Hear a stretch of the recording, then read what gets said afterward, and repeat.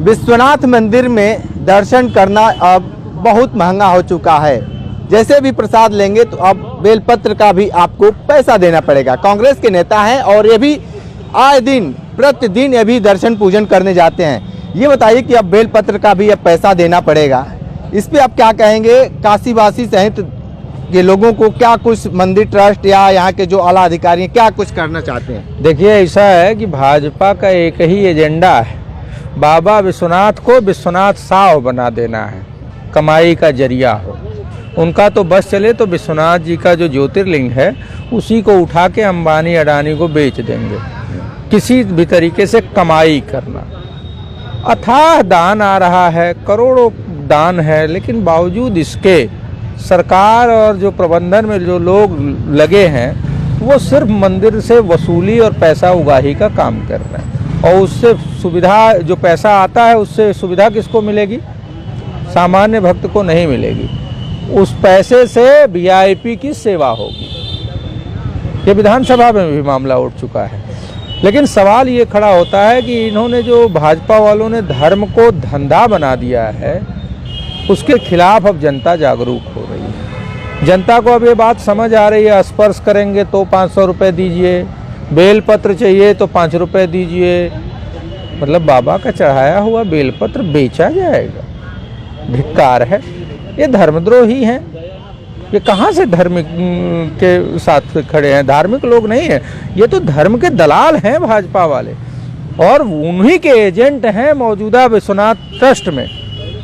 Trust के जो भी लोग हैं उनको शर्म नहीं आती कि बाबा को चढ़ाया हुआ प्रसाद बेचा जाएगा।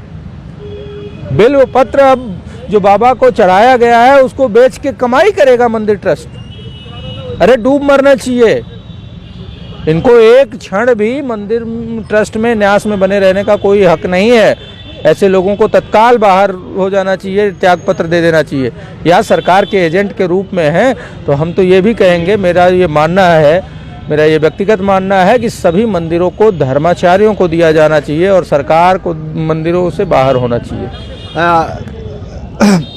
श्री राम प्राण प्रतिष्ठा में धर्माचारी नहीं जा रहे हैं, इस पे आप क्या कहेंगे? देखिए, ऐसा है कि मैं सनातनी हूँ और सनातन के शिखर पुरुष 4 शंकराचार्य हैं। भगवत्पाद आदि शंकराचार्य जी ने 4 पीठ बनाई और 4 शंकराचार्य वहाँ विराजमान हैं। और चारों जब शंकराचार्य महाभाग नहीं जा रहे हैं वहाँ, तो मैं वहाँ जा ही नहीं सकता। और मैं तो ये मानता हूँ कि ये सनातन के ही खिलाफ कार्यक्रम है। अधूरे मंदिर में भगवान राम की प्राण प्रतिष्ठा, ऐसी कौन सी आपात स्थिति आ गई? सही सवाल है। शंकराचार्य जी ने जो सवाल किया है कि ऐसी कोई आपात स्थिति तो है नहीं कि जल्दी जल्दी करो। ये राजनीतिक एजेंडा है भाजपा का कि मैं कर लूं। एक फोटोजीवी नेता है भाजपा का जो देश का प्रधानमंत्री बन गया झूठ बोल के, लोगों को बरकला के, उसको सिर्फ अपने फोटो से मतलब है।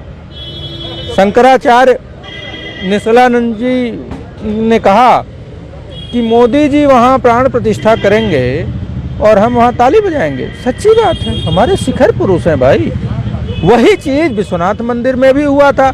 उद्घाटन के समय धर्माचार्य दर्शक दीर्घा में बैठे थे और प्रधानमंत्री मुख्य पुरोहित थे, मुख्य यजमान थे।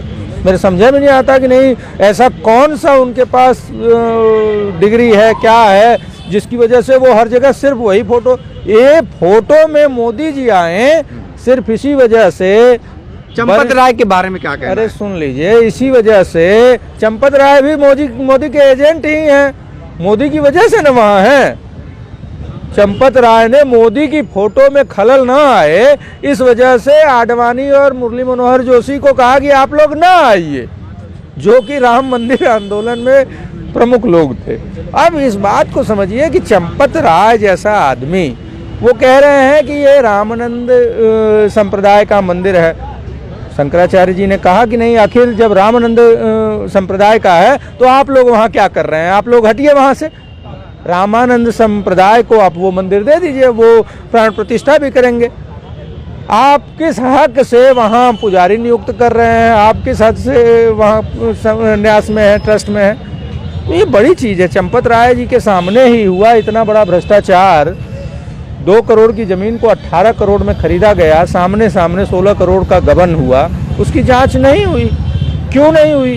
क्योंकि सब मिले हैं, भाजपा, संघ, मंदिर के मौजूदा जो वहाँ के भाजपा और संघ से जुड़े लोग हैं, जो न्यास में मेंबर हैं ट्रस्ट में, वो सब एक ही थाली के चट्टे बट्टे हैं, सब भ्रष्टाचार में लिप्त हैं।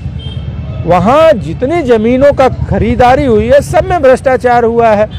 मैं तो कहता हूँ कि सुप्रीम कोर्ट को इसमें सो मोटो लेना चाहिए, स्वतः संज्ञान लेना चाहिए और विश्वनाथ कॉरिडोर, महाकाल धाम, अयोध्या, विंध्यवासिनी, इस सब में जो खरीद फरोख्त हुई है ज़मीन की, उसकी जांच करानी चाहिए। मैं कह रहा हूँ ये इस सदी का सबसे बड़ा घोटाला होगा जो कि भाजपा के नेताओं ने किया है, भाजपा के एजेंटों ने किया है। तो धर्म में भ्रष्टाचार पिरोने वाली ये भाजपा है।